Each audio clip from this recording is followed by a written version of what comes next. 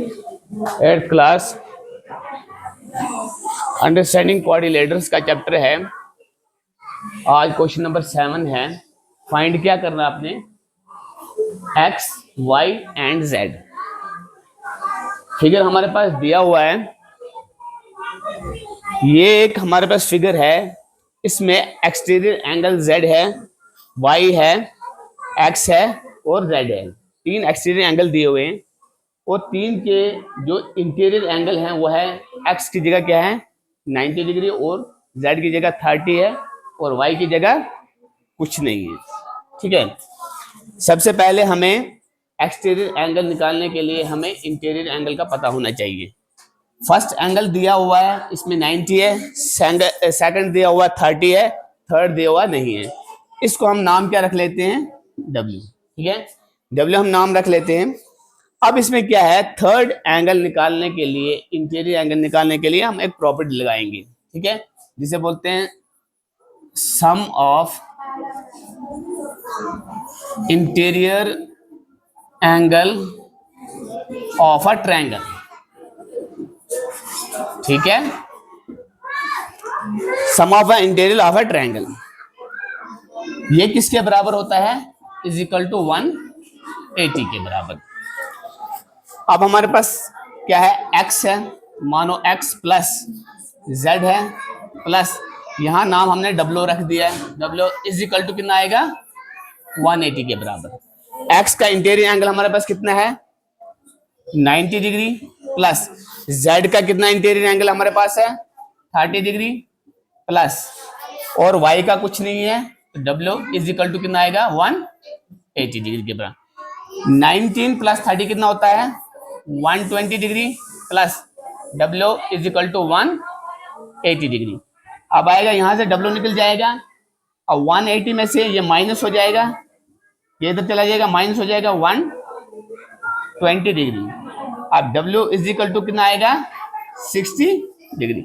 यहाँ y पे हमारे पास कितना निकला, W कितना निकला इंटीरियर। अब बात करते हैं एक्सटीरियर एंगल की। ठीक है, एक्सटीरियर एंगल पहले हमारे पास क्या है x है। ठीक है, एक्सटीरियर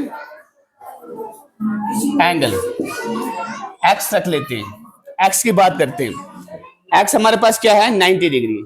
अब हमें पता है यहाँ इंटीरियर एंगल दिया हुआ है, ये मान लो ये कोई स्ट्रेट लाइन है, इस पे परपेंडिकुलर ये बन रहा है। ठीक है, ये परपेंडिकुलर और ये परपेंडिकुलर दोनों मिलाकर हमारे पास कितना होता है 180 डिग्री। ठीक है, कितना होता है 180 डिग्री के बराबर। अब ये बताओ ये लीनियर पेयर बन रहा है तो इसीलिए 180 डिग्री। ठीक है, रीजनिंग क्या आएगा लीनियर पेयर।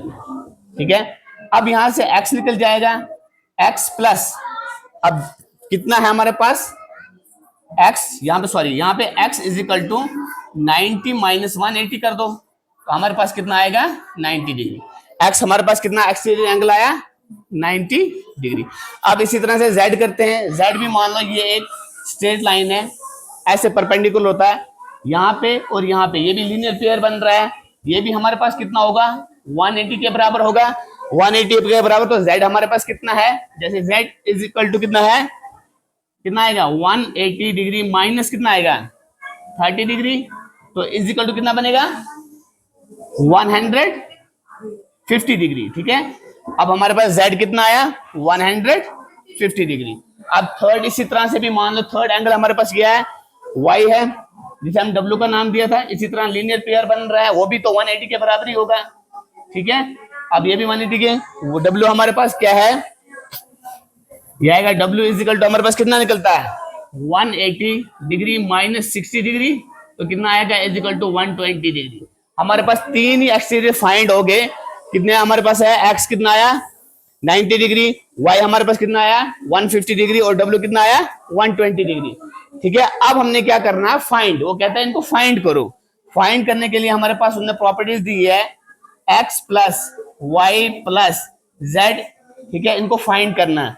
अब x का एंगल हमारे पास कितना था हमारे पास x का एंगल 90 डिग्री प्लस y हमारे पास कितना निकला, ये हमारे पास y है तो कितना निकला